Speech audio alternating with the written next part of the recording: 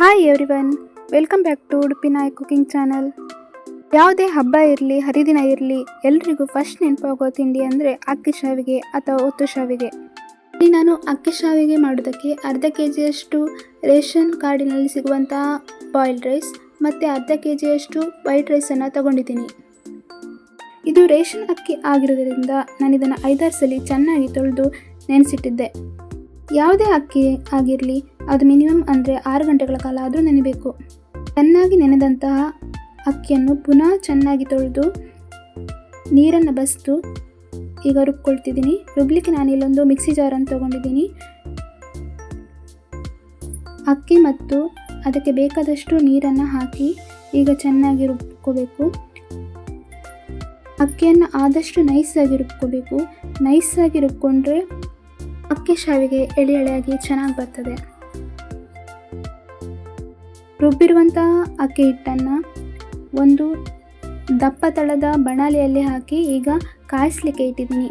ಇದೇ ಬಣಲೆಗೆ 2 ಚಮಚ ತೆಂಗಿನ ಎಣ್ಣೆ ಅಥವಾ ಯಾವುದೇ ಒಂದು ಅಡುಗೆ ಎಣ್ಣೆನ ಹಾಕಿ ಕೂಡ ನಾವು ಕಾಯಿಸ್ಬೋದು. ನಾನಿಲ್ಲಿ ಯಾವ ಎಣ್ಣೆನ ಕೂಡ ಯೂಸ್ ಮಾಡಿಲ್ಲ. ಉಪ್ಪನ್ನು ನಾನಿಲ್ಲಿ 1.5 ಚಮಚದಷ್ಟು ಹಾಕ್ತಾಯಿದ್ದೀನಿ. ನೀವು ಕೂಡ ನಿಮ್ಗೆ ಎಷ್ಟು ಬೇಕಷ್ಟು ಉಪ್ಪನ್ನು ನೋಡಿಕೊಂಡು ಹಾಕ್ಕೊಳ್ಳಿ. ಗ್ಯಾಸನ್ನು ಮೀಡಿಯಮ್ ಫ್ಲೇಮಲ್ಲಿ ಇಟ್ಕೊಂಡು ಕೈ ಬಿಡದಂತೆ ಹಿಟ್ಟನ್ನು ಕಲಿಸ್ಕೊತಾ ಹೋಗಬೇಕು. ಒಂದು ವೇಳೆ ಹಿಟ್ಟು ಈ ರೀತಿ ಗಟ್ಟಿಯಾದರೆ ಅದನ್ನು ಚಮಚದ ಸಹಾಯದಿಂದ ತೆಗೆದು ಮತ್ತೆ ಅದಕ್ಕೆ ಹಾಕಿ ಮತ್ತೆ ಕಲಿಸ್ಕೋತಾ ಹೋಗಬೇಕು.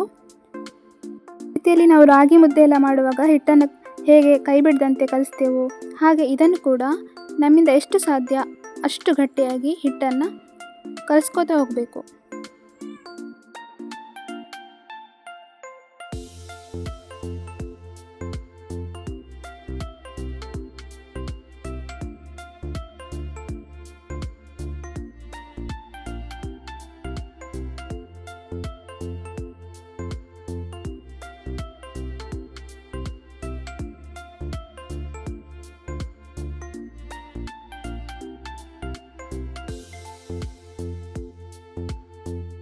ಹಿಟ್ಟು ಇಷ್ಟು ಗಟ್ಟಿಯಾಗಿ ಕಲಸಿದ್ರೆ ಸಾಕಾಗ್ತದೆ.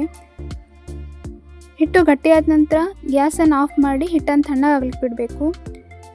ಉಗುರು ಬೆಚ್ಚಗೆ ಅಷ್ಟು ತಣ್ಣಗಾದಂಥ ಹಿಟ್ಟನ್ನು ಕಡುಬಿನ ರೀತಿಯಲ್ಲಿ ಉಂಡೆ ಮಾಡಿ ಅದನ್ನು ಇಡ್ಲಿ ಬೇಯಿಸುವಂಥ ಪಾತ್ರೆಯಲ್ಲಿ ಬೇಯಲಿಕ್ಕೆ ಇಡಬೇಕು.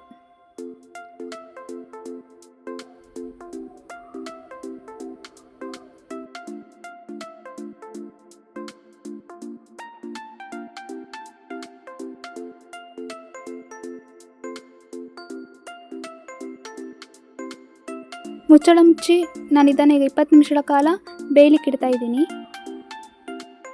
ಹಿಟ್ಟು ಬೇಯ್ತಾ ಇರುವಾಗಲೇ ನಂತರದಲ್ಲಿ ಶಾವಿಗೆ ಒತ್ತಲಿಕ್ಕೆ ಏನೇನು ಬೇಕು ಅದನ್ನೆಲ್ಲ ರೆಡಿ ಮಾಡಿ ಇಟ್ಕೊಳ್ತಾ ಇದ್ದೀನಿ ನಾನು.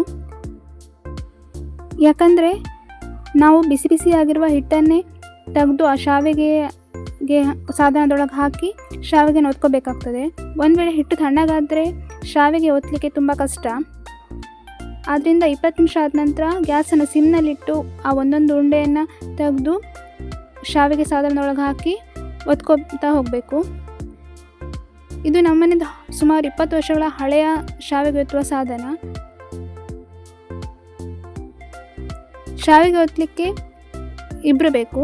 ಒಬ್ಬರು ಶಾವಿಗೆನ ಒತ್ತಾ ಇರುವಾಗ ಮತ್ತೊಬ್ಬರು ಅದನ್ನು ಹಿಡ್ಕೋತಾ ಹೋಗಬೇಕು.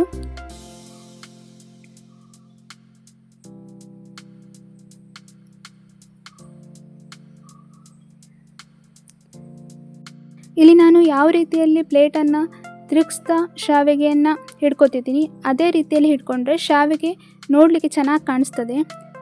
ನೋಡಿ ಶಾವಿಗೆ ಹೇಗೆ ಎಳೆಯಾಗಿ ಬೀಳ್ತಾ ಇದೆ ಅಂತ.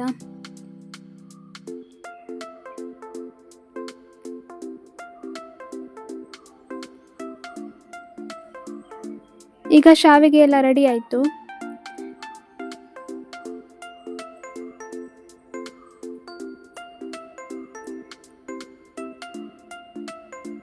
ಇದಕ್ಕೆ ಬರೀ ಬಾಯ್ಲ್ಡ್ ರೈಸನ್ನೇ ಯೂಸ್ ಮಾಡಿ ಕೂಡ ನಾವು ಶಾವಿಗೆನ ಮಾಡ್ಕೋಬೋದು.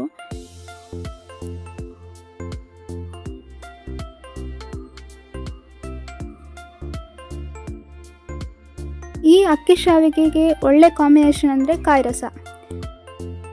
ಕಾಯಿ ರಸ ಮಾಡಲಿಕ್ಕೆ ನಾನಿಲ್ಲಿ 1 ಕಪ್ಪಷ್ಟು ತೆಂಗಿನಕಾಯಿ ತುರಿ, ಸ್ವಲ್ಪ ಬೆಲ್ಲ, ರುಚಿಗೆ ತಕ್ಕಷ್ಟು ಉಪ್ಪು, ನೀರು ಹಾಕಿ ಚೆನ್ನಾಗಿ ರುಬ್ಕೋತಿದ್ದೀನಿ.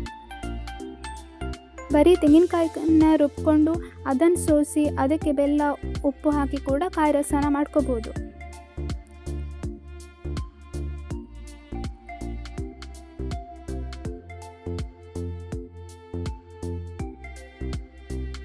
ನೀವು ಕೂಡ ನಿಮ್ಮನೇಲಿ ಈ ರೆಸಿಪಿಯನ್ನು ಟ್ರೈ ಮಾಡಿ ಹೇಗಾಯಿತು ಅಂತ ಕಮೆಂಟ್ ಮಾಡಿ. ವಿಡಿಯೋ ನೋಡಿ ಸಪೋರ್ಟ್ ಮಾಡಿದ ಎಲ್ರಿಗೂ ಧನ್ಯವಾದಗಳು.